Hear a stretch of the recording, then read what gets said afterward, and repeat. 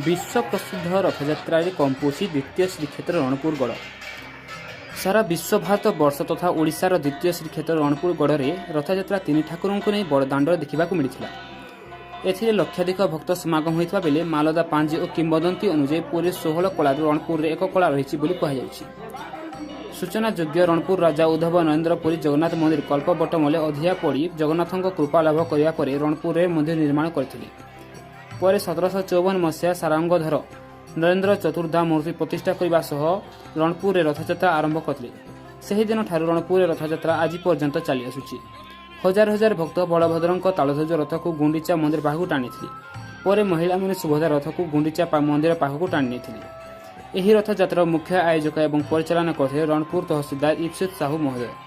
एथि रणपुर विधायक सत्यनारायण प्रधान, पूर्वतन विधायक रविनारायण महापात्र, पूर्वतन मंत्री सुरमा पाढ़ी, नयागढ़ जिला परिषद अध्यक्ष देवाशीष पट्टनायक, एनएससी अध्यक्ष रंगीन महांती, ब्लॉक अध्यक्ष निर्मला बेहरा, उच्च उपाध्यक्ष प्रभात दल बेहरा, अतिरिक्त आरक्षी अधीक्षक सुभाष पंडा,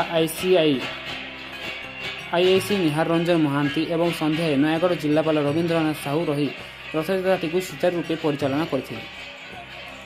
रणपुर तहसीलदार इप्सित साहू आक्लांत परिश्रम में चलित वर्ष द्वितीय श्रीक्षेत्र रणपुर श्रीगुंडीचा रथयात्रा आनंद उल्लास समापन कर। नयागढ़ जिला प्रतिनिधि कृष्णचंद्र घड़ी रिपोर्ट, जनता स्वर लाइव।